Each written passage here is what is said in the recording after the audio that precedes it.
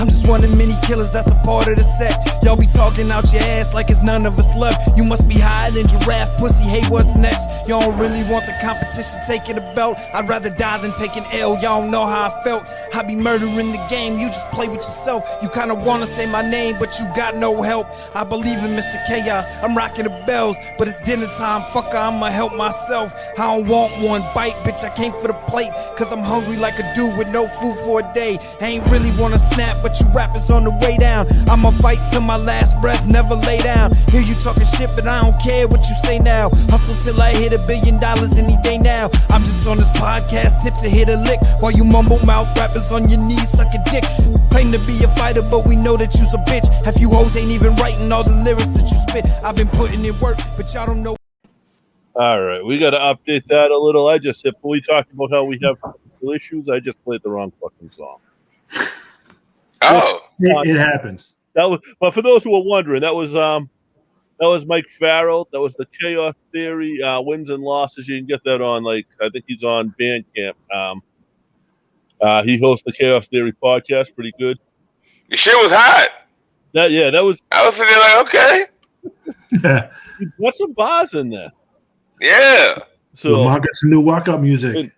Guys, for those who don't know, I'm JP. Next to me is Joe, and next to him is, Joe. He's a Boston stand-up comedian, but he's really been all over the place, and he's had specials on all the networks. Lamont Price. Whoa, what up, everybody? What's going on, Lamont? I'm just chilling. No, I've seen Lamont live a few times. We have mutual friends hanging out at different times back down in the alley when that was actually a thing years ago. Oh, the alley. I missed it. And I tell you, the style of comedy that he has could easily transition into a wrestling character. But I'll put him as a manager. He won't get in the ring, but he'll sit there and he'll kill you with his words. I'll be a Black Paul Heyman. There you go. You get that ponytail going. Now you're a big wrestling fan, right? Yeah, since I was little, over the past year, I've been watching sporadically. My mind's been elsewhere, but there've been, like anyone really, there's been some gaps. Yeah. But I've been a consistent wrestling fan since I was 6, 7. Like everyone really. I don't watch the current major product now. Too often anyway. Once in a while I'll catch the pay-per-views and stuff. What I watch is on Pluto TV. They have an independent wrestling channel, and I watch that. Okay. I check that before I check my regular cable. Pluto's clutch. Yeah, man. I like watching wrestling, like you say, the independent wrestling, or even back in the day. To me, it's kind of like they're wrestling with heart and not for the art. If that makes sense. They're wrestling because that's what they want. I see the guys on TV now are just going by a script and doing what they're told to say. Right. And it doesn't seem like there's real aggression to the fights. It's just kind of like, hey, we're getting paid to fight. We're getting paid to act like we're fighting right now. So we're just going to do it.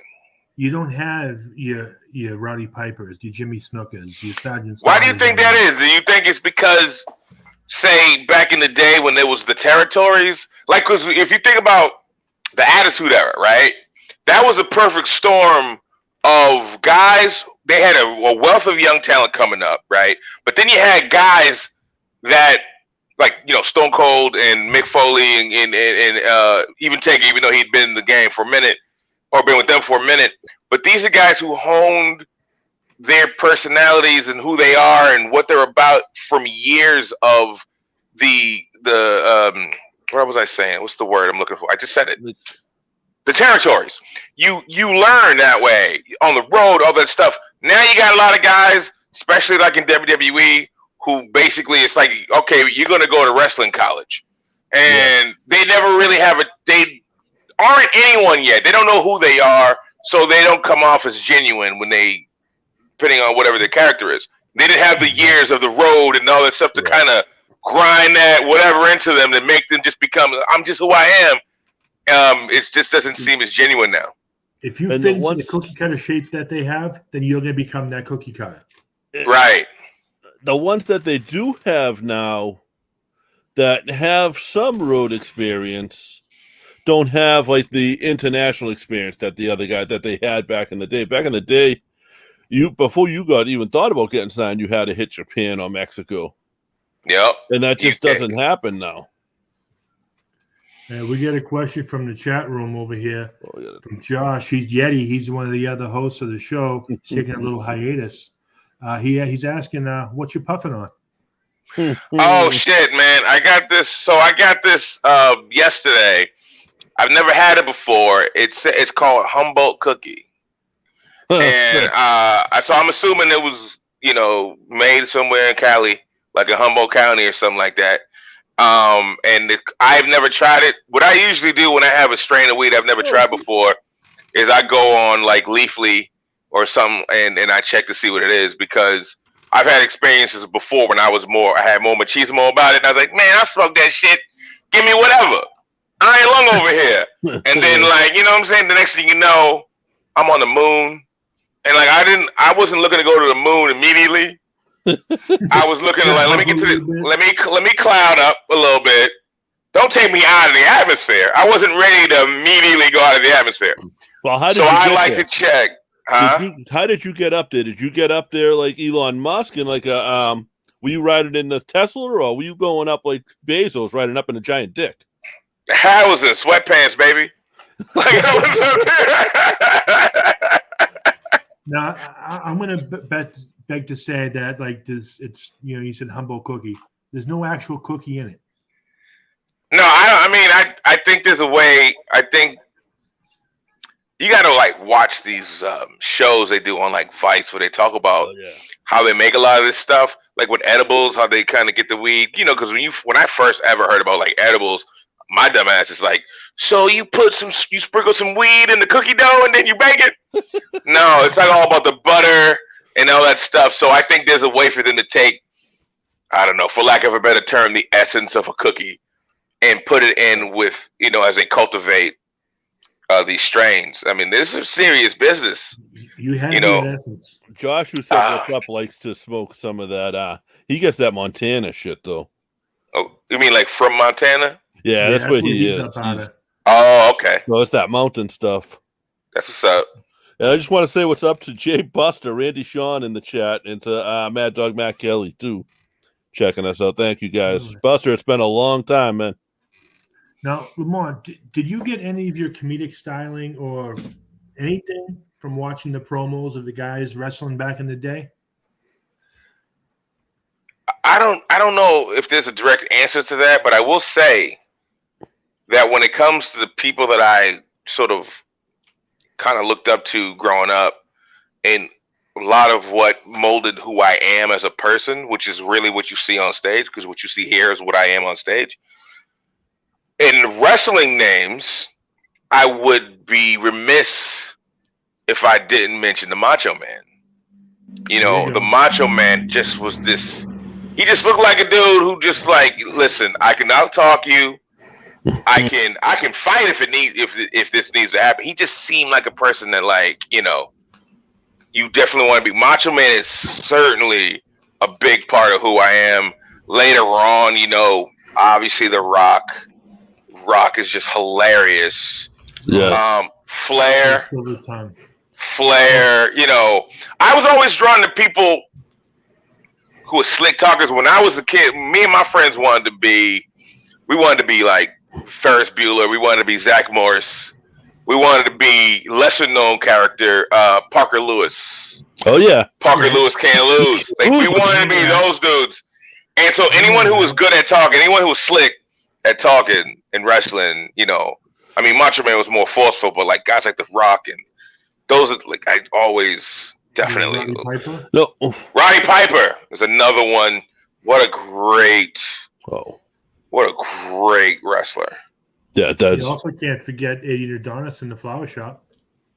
Yeah, man, you're taking me back to being super young, but yeah. Was Jimmy Hart his manager? Was Adrian Adonis Jimmy Hart guy in the WWF? I think so. Might have been, yeah. Now, Flower shop. Who was a comedian made you want to do this? Because like it takes a lot of balls to get up there and try this. Oh, comedian. I mean, I have, my sort of my holy trinity of comedians I point to when it comes to getting into the game and wanting to do it.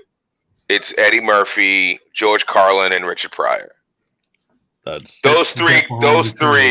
And I was a comedy nerd. Like I knew I wanted to be a comic at a young age. Okay. I just didn't know how to go about it till a little later. But I would listen anytime I got a little money. I would buy a comedy album, and I mean everybody. I listened to everybody from Eddie to Ellen DeGeneres to Dennis Miller to Bill Hicks to Damon Wayans, to Eddie Griffin. Like anybody, I wanted to hear everybody. I didn't care who it was. I didn't care how much I knew them. I was the kid who on the weekends back in the 90s, they'd have on Saturday nights it would be Comic Strip Live. Yes. Because we didn't have cable, so it was like syndicated around the country, but locally here it was on Channel 25, and I would watch, and I knew who all the comedians were on that. Dennis Wolfberg, Paul Provenza, Paula Poundstone, like anybody that was on there.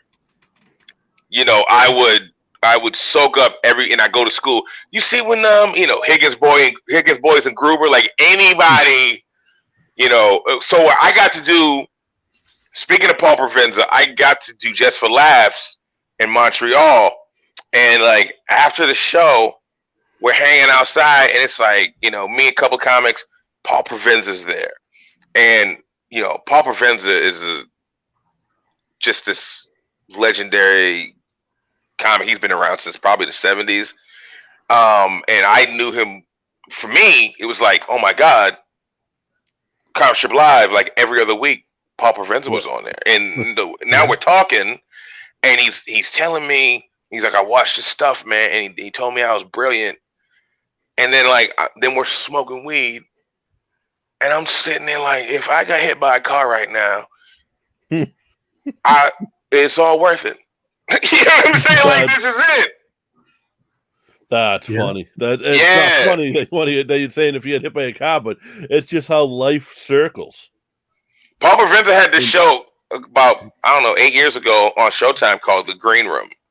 And it was just comedians like talking about whatever, but it was like a green room atmosphere, but the crowd could see kind of, that if you find out, that's all that stuff's on YouTube. That shit is so dope. Yeah, man, because I tell people about comedy clubs, I go, as fun as the show you're watching is, I promise you, the show on stage is the second best show going on in that club right now. The best show is going on in the green room. Yes. It's all ragging on each other. I sat in the, Joe, what was the comedy club behind Bosco Soda? On the little side street there. Was that Nick's? No. Yeah, it was Nick's that was kind of behind the they got the hotel there right now. It's on the side street. I sat in Nick's one night. I forget the street it was and on. I mean, this was probably in the late 90s. And like where I sat was in the back of the club, and the comedians were all sitting next to me, going over their shit, and like they were calling each other out for stealing shit, like joking with each other. But it was more entertaining listening to them than what was on stage. We were ruthless, man. Yeah, I think you mean Warrington Street. That's the street Nick's is on. On a little side there, and then back we say stuff. This stuff that comics will say to each other. That and I'm not even getting into the whole cancel culture thing. Just years that we know that the crowd won't not that they won't understand it, but there's certain things that we'll just say to each other. Like we get real dark, and we just go. We know that people just generally latch onto certain words, for better or worse. They just do, and there's certain things you just can't go. I can't explain this to you why it's funny to me, but there's a legitimate reason why it's funny to me. And but we just know that, like, I remember years ago I watched not a documentary, but I watched this show that had the RZA on it from the Wu-Tang Clan. And he talked about how the Wu-Tang Clan has so many albums that will never be released. And he was like, because the world won't understand it. And I understood him. I said, I get that. Because there's so much shit that me and my friends joke about just for fun with each other that I know the crowd just won't understand. No, it's the same with JP and I. We grew up together. Different little crowds, the same time frame, same group, same within area, a block of schools. each other, really, yeah. And we get that. There's certain it's and a lot of it could be like neighborhood based. That's true too, yeah. Culture based, or ways, or even just it even could be the same thing said with a Boston accent is different than said with a person with a New York accent. Yeah, same exact words, but it's different. It's a different inflection. Do you think? I mean, you obviously now you probably have comedian friends that came up in different parts of the country, right? Do you think it was different, maybe harder or easier coming up in Boston, where it was like? I mean, comedy's pretty renowned here, whether people realize it or not. Like Jay Leno, guys like that. Oh, Boston is a breeding ground of great comics. You know what I'm saying? Like this is like for my travels and stuff. I would say the cities to come up in where the comics are going to come out of that city and be strong. And we'll just take New York and LA out because those are landing spots. Yeah. Boston for sure. Atlanta. Chicago, Houston, Texas, San Francisco, Seattle. This is just off the top of my head. Like if you hear a comic is from those areas, because the competition is just so strong. Right. Boston, look, when I started doing stand-up, and the guys that were like the legendary guys were, like the Lenny Clarks and the late great Kevin Knoxes and the Paul Nardizzi's and the Jimmy Dunns. They were so fucking good that you in a club like Nick's is not for the faint of heart. If you're not ready for Nick's can eat you. And I know there's places that comics perform where get a little soft. It's a little softer, more accepting, more listening audience. But you got to be ready for everything. And Nick's is one of those clubs where like you have to be on point. But the comics that came up in this city, it's a great city to come up and get good in without having a constant spotlight on you. That's so that way when you break out, it's like, where did this motherfucker come from? And you can get real good. Iron sharpens iron, or as they say, right? I was talking to Jimmy Dunn earlier. Jimmy Dunn is one of the best comics in the world. And I told him when I started doing stand-up, you almost made me quit. Because coming up my first year in Boston, I thought I saw everybody. Like, and everyone was great. And it was like, okay, I know I want to do stand-up, and I know I'm funny, and I got to see it all. So I got to go to every show. And I got to make sure I see every comic. And I got to make sure I work on my shit. And I got to a point where I didn't feel I was as good as anyone, but I felt like, okay, I know what I need to do.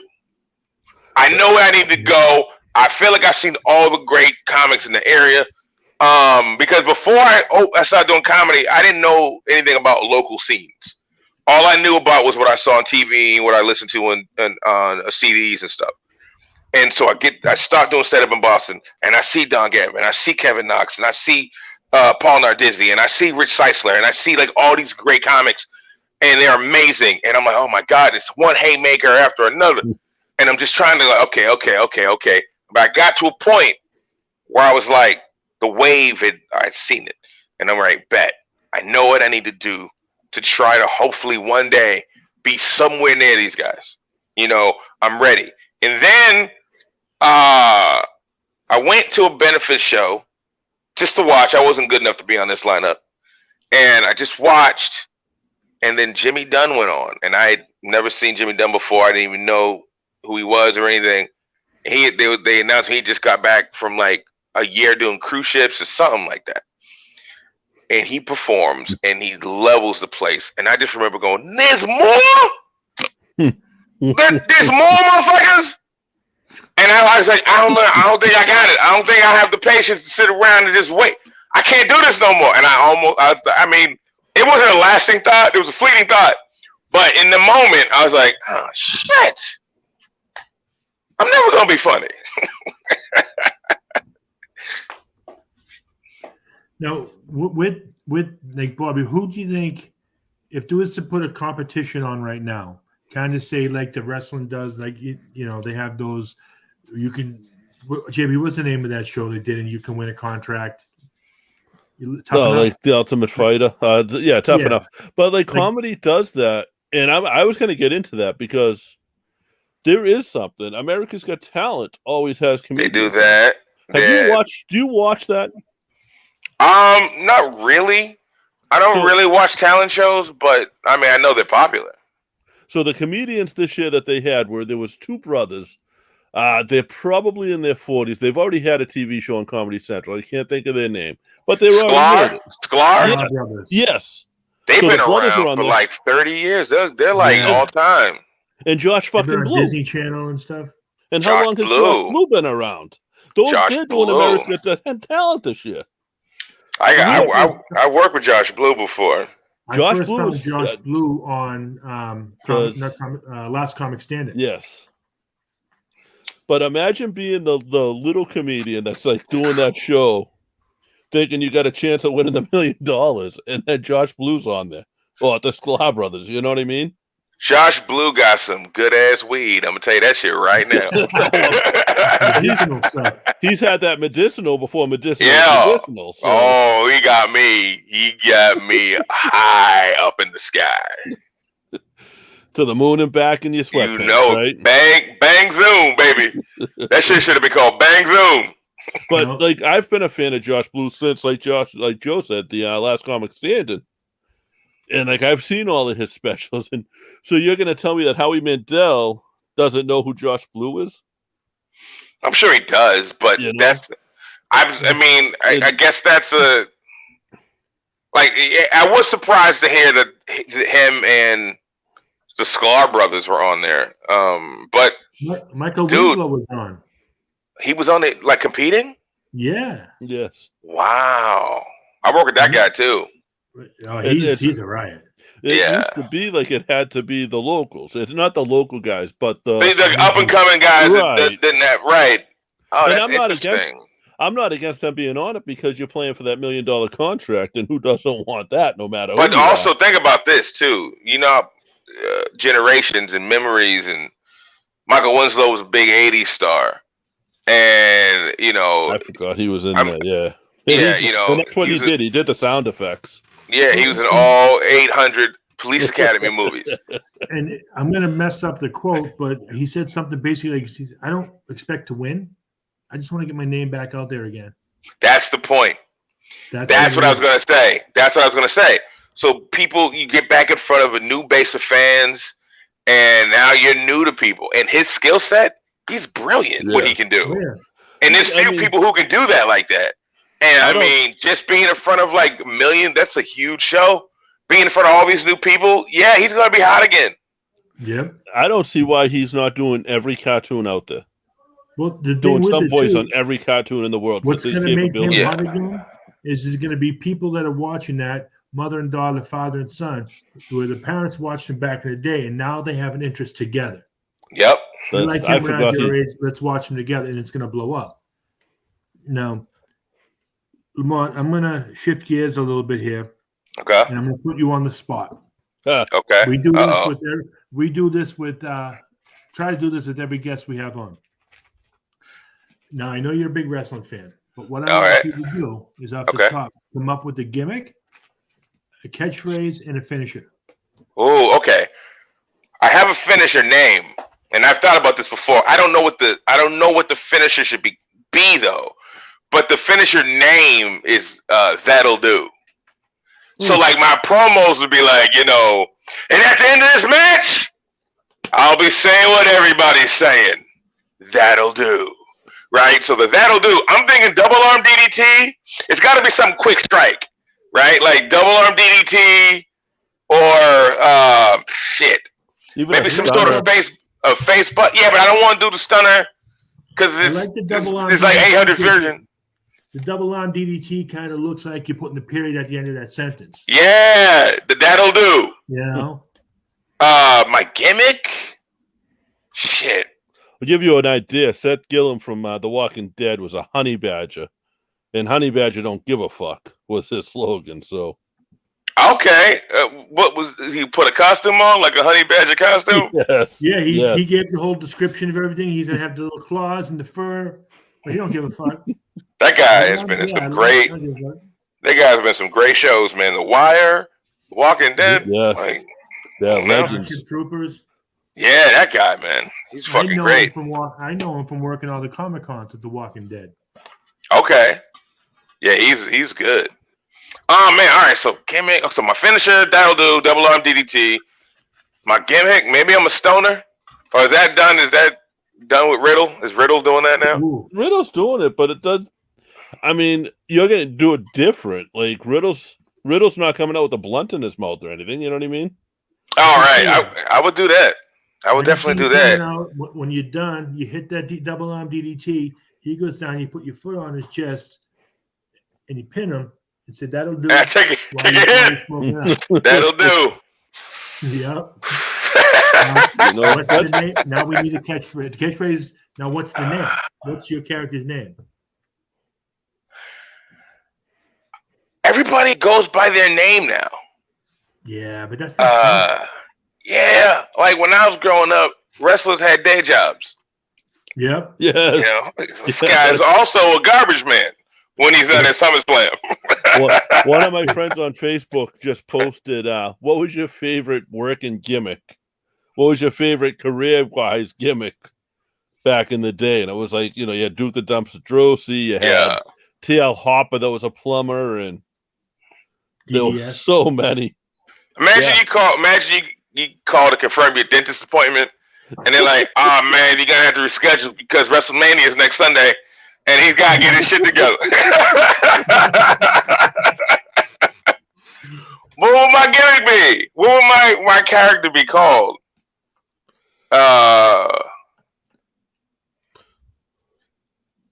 If I had a stable, since I smoke weed. If I had a stable, it would be called the Highest Order. That would be the stable. And I'd be shit. Trying to think like a weed name and like combine it with a regular name. You know what? You tell it like it is, right? That's what you do. You tell everyone like it is, so you're pretty blunt, right? You're just straight up blunt. The blunt king. Oh yeah! I'm the blunt king. Let me tell you something. Every night. Instead of you go, whatever. Yeah. I'm gonna take a nap. I'm gonna give away a figure if you guys don't mind. We're gonna spin this wheel here. Lamont, your name is on there now, so. Oh snap! What we're giving away this week is the Jerry the King Lawler Elite figure that just came out. I think it's a new figure anyway. Now, that's a guy I'd like to visit because he's a big nostalgia nerd, and I'm a big nostalgia nerd, and I'd love to visit. He's got like a lot of cool shit. Like I shit my pants this week when we tweeted it out. And he actually liked the tweet. If we get the guy, we'll tag him in it. Yeah, if they have a Twitter, I'm going to tag you. And once in a while, a few of the guys that we know will comment or something, but for the King to actually like it was pretty cool. That's great, man. Yeah, he's one of those dudes who's like his prime was well before me watching. So like I only really know his stuff from when he showed up in the WWF when he was older. Right. And like he had the feud with Bret Hart. So you watch him when he had his feud with Andy Kaufman? That's before me. I've seen it. Yeah. Like I've seen it in documentaries and I've seen it on video clips of it and everything, but that was before me. All right, we got a winner. Stop and waiting for it to Bradshaw MW. Bradshaw MU, sorry. Bradshaw. Obviously a wrestling fan. Yeah. Then I'll have to be his partner. Damn.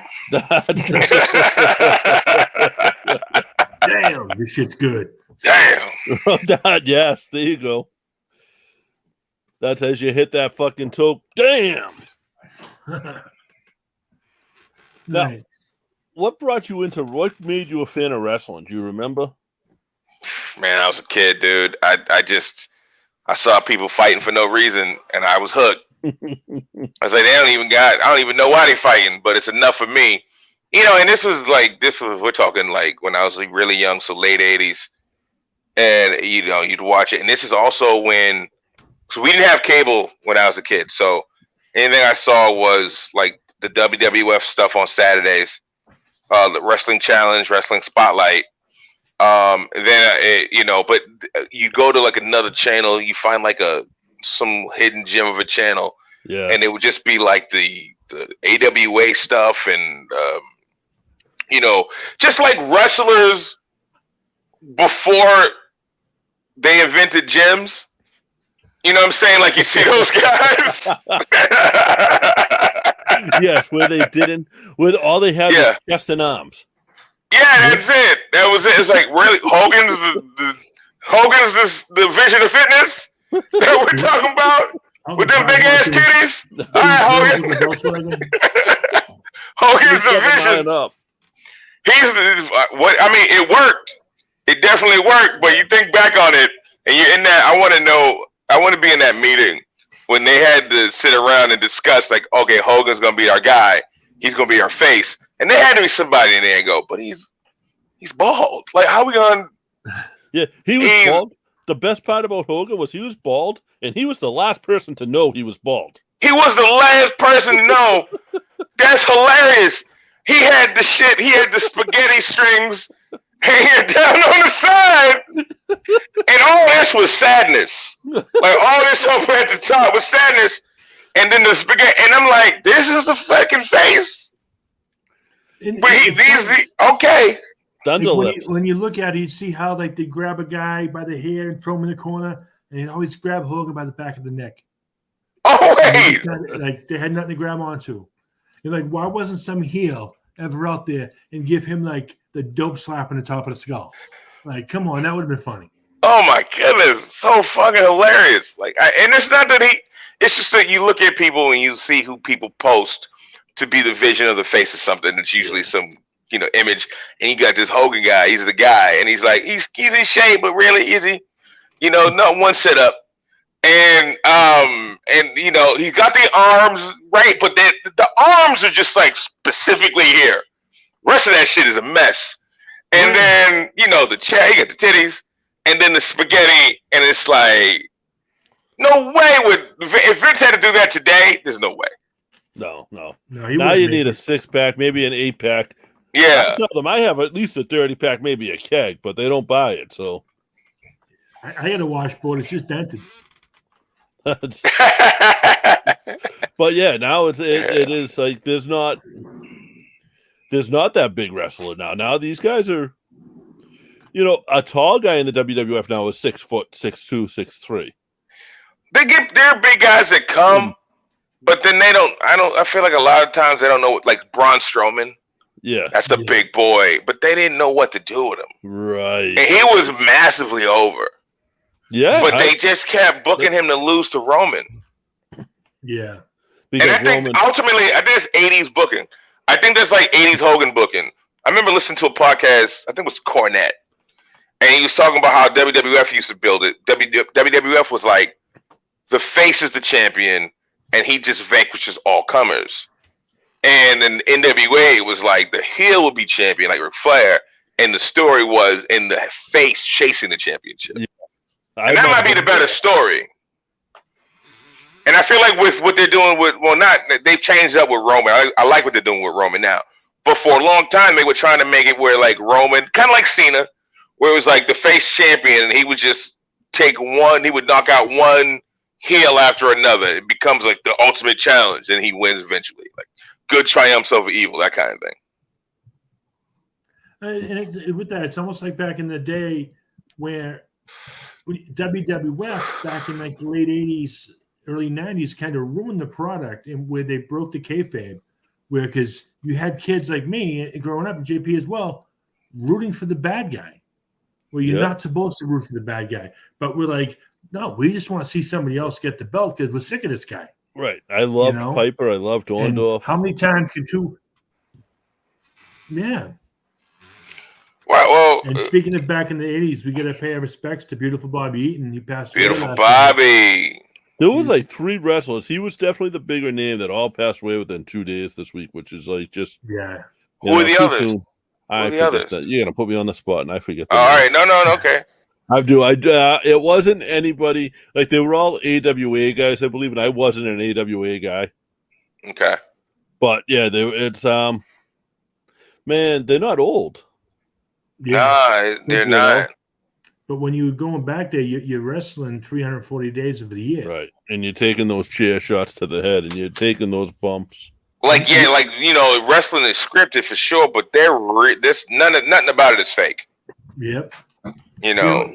The only thing that's fake about it is the outcome.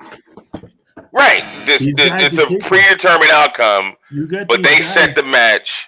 Like the top rope, if you're standing on the floor, is a good 9 feet high. Yeah. Yeah. You won't see me up there. Guys jumping off that, doing a flip, landing on somebody on the floor, it hurts. You know, we were at it. JP and I were at a show right before COVID hit, and we're sitting there and we're going with the gimmick. We had to run in the ring because we're the 2 big goofy guys that can kind of break Security. it up. And you know, JP takes a chair shot because he has to let it roll. That I didn't know was coming. I was like, "See you later." I duck and run. Oh man, my kid, a guy that I've known, like we grew up in Southie together. I've known Joe since we were playing house league basketball together when we were 10 years old. He leaves me hanging. Literally, I just had a chair. This wasn't a planned spot. I wasn't supposed to have a chair swung at me. I have a chair swung at me. It connects. I drop to the ground to make it look okay, and Joe runs. I hit the deck. I rolled down. I said, "You're good." Oh, that's the storyline waiting to happen. You guys friends for years. I did what I saw on TV my whole life.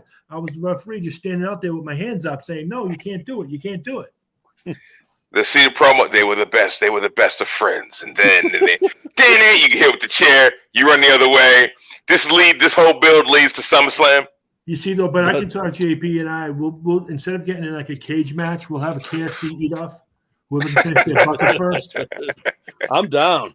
Bones fall anywhere match. You know, exactly. At this point here, my bones break anywhere match. So, yeah. Oh yeah. Now, what's your favorite part about doing a comedy show? Is it being on stage? Is it the camaraderie? Is it the going out after? The first 2 things, especially going out's fun, but the being on stage is a rush. You know, if you're in front of a bunch of people and you're having one of those nights where everything is rolling and you are directing traffic here, you're doing something that it almost feel like you are predestined to do, and you can get that feeling is just irreplaceable. Now, would you prefer a crowd that knows you when you walk on stage, or would you prefer a crowd that doesn't know you when you walk on stage and kind of you wow them, you catch them? Well, I would be quite honest. I don't have very many shows where everybody knows me. But I've heard that talked about, and there's something to be said for knowing that you got something that's gonna get them, but they don't know yet. Okay. You know what I'm saying? Now, I will imagine that in the few times that I've gone on stage where people were hyped to see me, that feels great too. You know what I'm saying? Like, that's a rush. That's a rush. And I've worked with comics much bigger names than mine who have audiences that when they just know they're in the same building, the crowd is ready to ignite. And just the sort of, I feel that energy coming off. And that feels great, you know. So this, to me, I mean, both of them are awesome. But yeah, there is something to be said for, like, you go on stage, nobody knows who you are. They know what they want you to do, and you have something in your back pocket that they're just not ready for. Yeah, you're about to hit them in the face with it. Yeah. No, I've done a few open mics myself. Consider myself what's the word I want to use, like a unfunny comedian. Amongst my peers, I tend to be somewhat humorous. Okay. And I tried the open mics a few times, and I never got the buzz.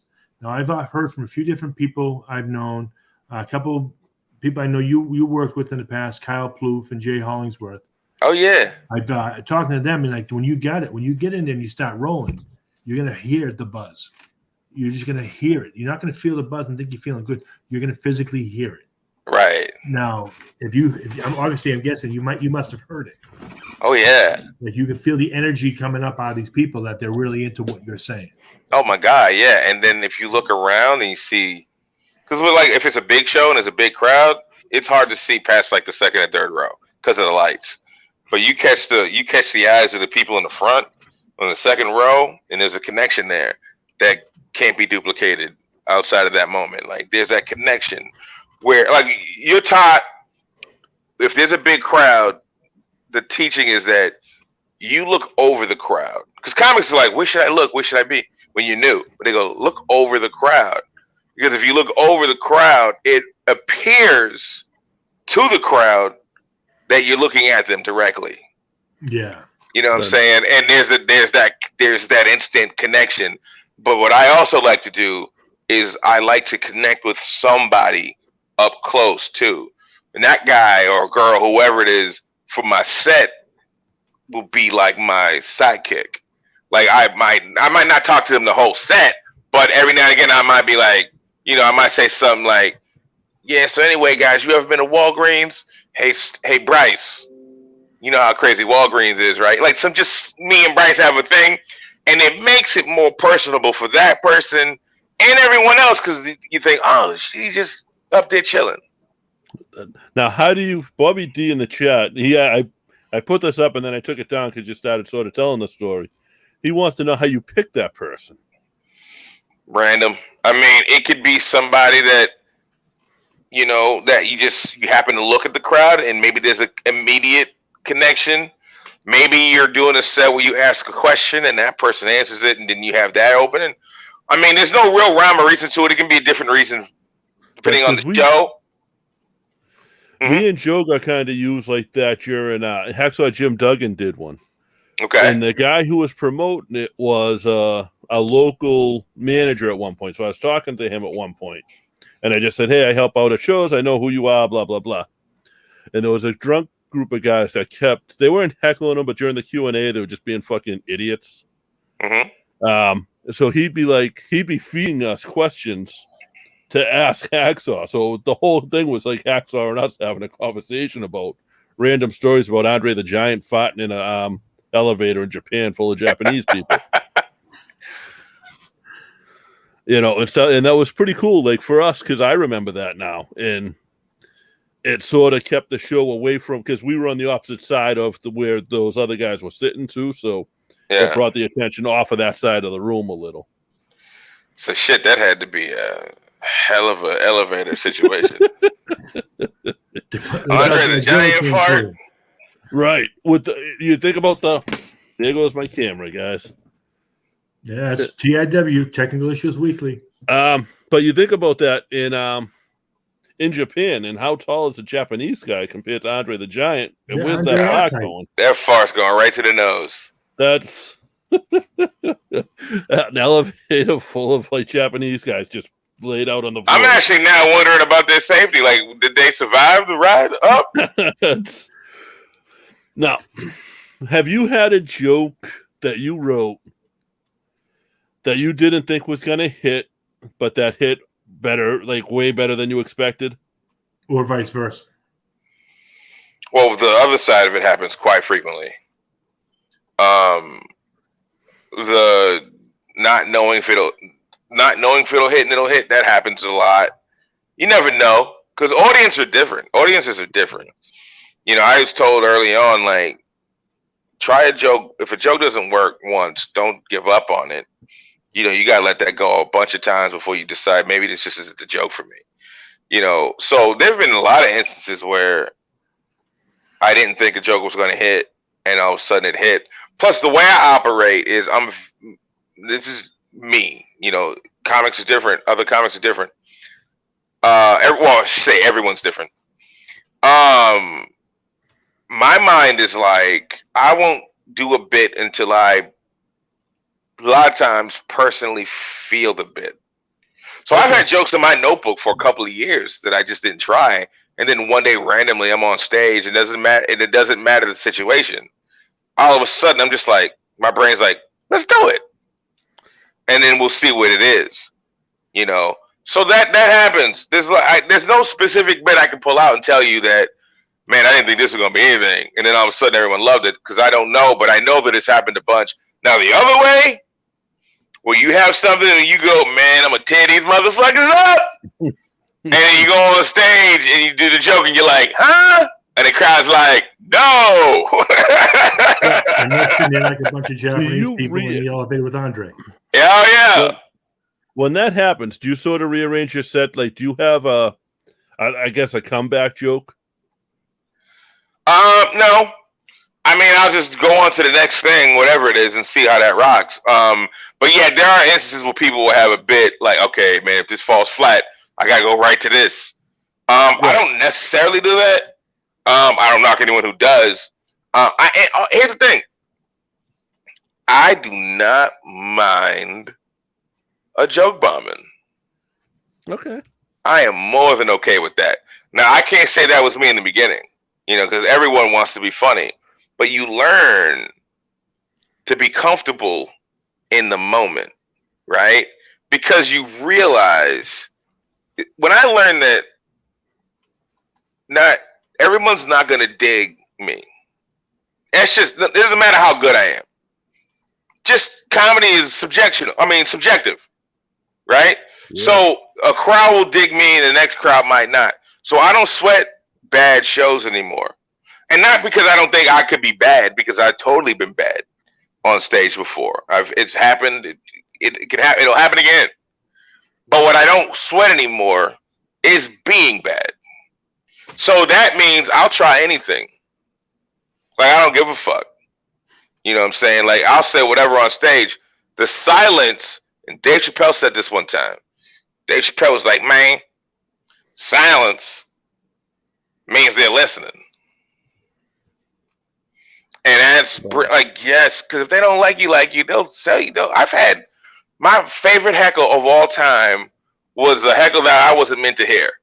And I was on stage and I was opening for Tommy Davidson, who is an amazing talent. Oh, yeah. I'm opening for Tommy Davidson. And I was doing, I wasn't doing great, but I was doing, And I was wrapping my setup. And I said, all right, guys, you guys ready for your headliner? I'm going to do my last joke. And then there was two guys sitting over here who didn't think I could hear him. And one guy looked at the other one and was like, it's about goddamn time. And I just thought it was hilarious because he said under his breath with such conviction. And in my head, I was like, I agree.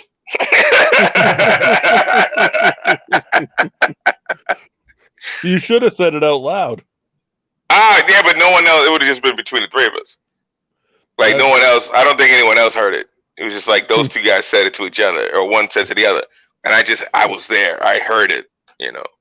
What's it like when you get the call that you're going to open up for Tommy Davidson or someone like that? Oh, yeah. It's exciting. I mean, is that obviously like that doesn't happen to everybody? Not everyone gets that call. When you get to a certain level, there's people that'll call you, hey, do you want to work with so-and-so over here? And it's obviously great to work with people like that because obviously, like, Tommy Davidson's a legend. Right. So work with Tommy Davidson is just a blast. And he couldn't have been a nicer guy. You know what I'm saying? He was really cool. But yeah, you're hype to work with. I'm like, I grew up watching Live in Color. Like, you know what I mean? Like, I'm hype. I've gotten to work with quite a few people. Dane Cook, when, in like the Dane Cook, when it was the Dane Cook show, 05. I was never like, and I get people that love Dane Cook. He doesn't do the one thing I like a comedian to do, though. What's that? Tell a fucking joke. I disagree. Now he tells stories that are funny. Right. And I think he's great in movies. I'd never liked his stand-up. And that's a fair point. So I'm not going to try to convince you otherwise. But I will say that I think a lot of Dane gets lost to people in his antics. He's so animated on stage. Right. I think a lot of people lose. Like I listen to when in my work. I listen to him, and forget all that stuff. Dane Cook, his use of the language is he's one of my favorite. Like he just chooses the words he chooses are so fucking beautiful. And at the time, the only other comedian I felt that used random language better than him was Dave Chappelle in that sort of time. But I mean, he's got the animation, and he's crazy, and he's wild. But if he is constructing some fire material, you know. But I get it. And Dave's the kid in school where you're like, hey, would he sit down and go? A girl's looking at him. You know, I remember watching Dave Attell once, and there were some girls in the front row who looked like they were college age, and Dave Attell was like, "You guys didn't expect me. You couldn't have. I think you guys were a week early for Dane Cook." I think Dane Cook is a genius for the way he promoted his stuff in the beginning. Like he used iTunes. Putting single jokes on iTunes with like a song before anyone else was doing anything like that. Napster. He was doing Napster. He was using Napster. I think a lot of this shit, a lot of the social media shit owes a lot of gratitude to Dane Cook. Yeah. When you look at the rise of Twitter and the rise of Instagram and all, now it's the place where you go. Yeah. Dane was doing it before everybody. Right. I can tell you, like with Dane Cook, for me, I like his act. I like his comedy. I get it. But I'm kind of pissed off at him. Okay. Because he's over there, he's funny, and he's good looking. And you get me over here, I'm just a fucking pimple on the ass of the earth. Like he's too pretty to be able to be funny. It's not fair to ugly guys like me. All right, check it out. I'm gonna say this. And I'm not trying to be insulting at all to anyone. Dane Cook's not that pretty. Dane Cook's his attitude makes him pretty. I know a girl. This girl I used to have a crush on. She never loved me back. But I was going to open for Dane Cook, right? And I was like, you want to come by, check it out, meet him? And she loved Dane Cook. And she thought he was the hottest. He's so hot. And I take her to the show. And then, like, after Dane couldn't have been, he's the coolest fucking guy. And I introduced her to him, and they talked for a few minutes. And then she came back to me, and she was like, up close, he's not that hot. I mean, and I'm not trying to diss Dane. Ladies love Dane. Yeah. But Dane carries himself. Look, man, you know how attraction works. Like, if it were about my looks, I'd never get a girl's number. You kidding me? Mm-hmm. It's girls like personality, girls like, they're better than us when it comes to that. Because guys are completely physical with their attraction. I don't care how funny Oprah is. And, but, you know what I'm saying? But, like, it's such a different thing. And Dane always carried himself like the quarterback of the football team. And that is attractive. I would do Oprah if I get my own private island too. All right, yeah, that's a good point. Oprah just to say I did Oprah. And there's another great point. Like, so let's take that off the table. Oprah, if you're listening, me and you, what happened, baby? My phone number is hit me in my DMs, Oprah. Yeah. Getting back to Dane again for a quick minute. Yeah. You see how he dresses on stage. He presents himself with the suit coat, the style showing his slacks, and you can see comedians will go towards their audience. I guess will gear themselves. He was big in the frat crowd to start off. I think that it's the other way around. I think that he was who he was, and that's the audience he attracted. Yeah, all right, yeah, but that's what I mean. I wasn't trying to say he dressed that way to get that crowd. That's how he dressed, and that's where he became big. And the other comedians that are up there, and the T-shirt they pulled out of the drawer today might not even be clean. But he also doing the thing. and they don't care. Dan Cook wasn't also always doing my doing. thing. He also wasn't always doing arenas. Dan Cook did Yeah. play frat houses at one point. You know. I mean, we all do the college shows. Everybody does the college circuit. And that's a big part of what blew him up because of his style. Right. And he was a young guy, and he was doing the colleges, and the way he was so attractive to that audience. That became his dominant fan base. Now, there's other people that dug him too, but that was his dominant fan base. Yeah. It shows when I worked with him, you know, this was like in 05, like I was saying, I did a couple of times. I opened for him 2 different times. And this was just right before like arenas for him. You know, so he was still doing the Comedy Connection in Faneuil Hall. And that place holds, I think the Connection held like 500 seats. And he would do 7-8 show weekends. All sold out. I mean, and it was bananas. He needed security to walk him from the stage to the green room. Yeah. You know, it was insane. The atmosphere, the energy in that room was absolutely crazy, absolutely insane. You couldn't.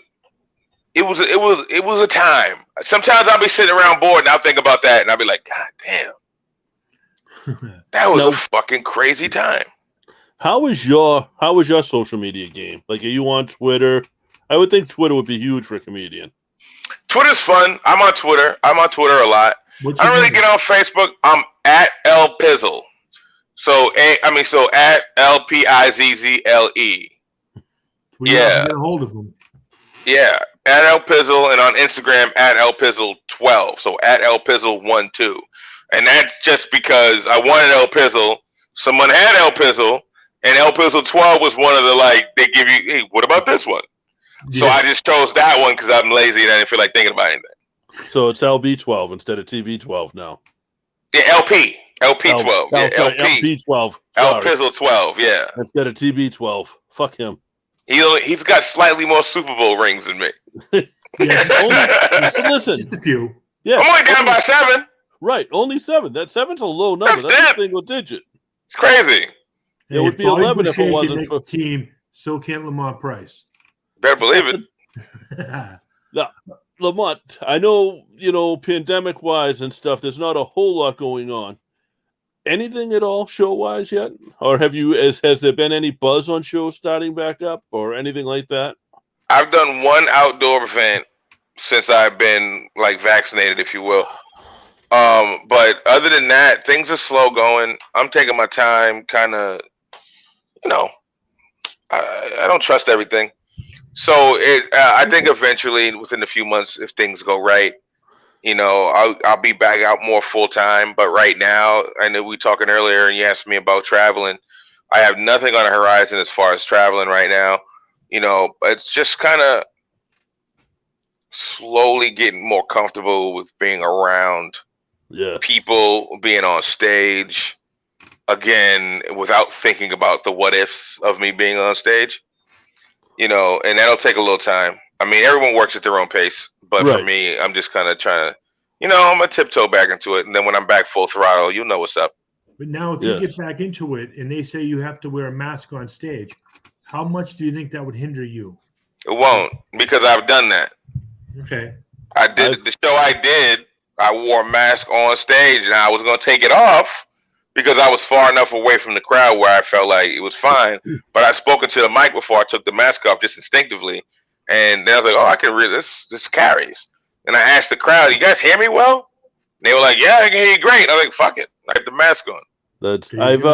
I actually pitched to a wrestling promoter because some of the shows are starting to come back around that he take his top heel and have the heel insist fans wear a mask around him.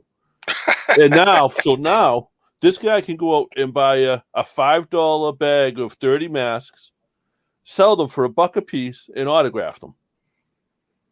Now you got the heel over as a heel. The fans are going to hate it, but they're going to pay the $1 for the autograph mask, and you just made $25 like that off of one box of masks. And his catchphrase could be, "There goes that mask man." But yeah, that Lamont, I hope to see you back on. We're wrapping up, coming back down to the hour now. Okay. I hope to see you back on stage, guys. Check out El Pizzle on Twitter, on El Pizzle12 on Instagram. Guy's hysterical. Go on YouTube, look up his stuff. Or go find, I mean, where have you done the specials? You've done the Comedy Central stuff, right?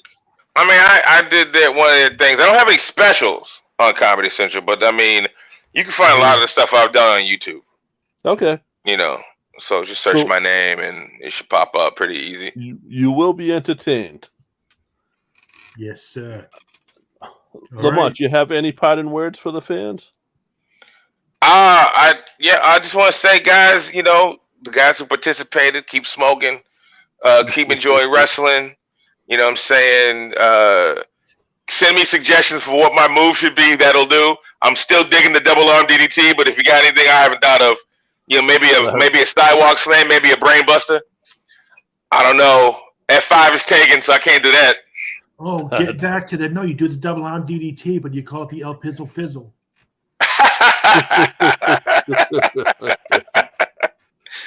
Yeah, just, you know, hit my Instagram up, check out my stories. It's Halloween season. I'm a big Halloween fan. Okay. So the season for me has begun mentally. And all my Instagram stories are going to be Halloween related for the next 3 months. Nice. So check that shit out if you're into that kind of goofy stuff. And, you know, say what's up. All right. And I'm going to speak for JP and Lamont, and I'll tell you all. See you next Thursday.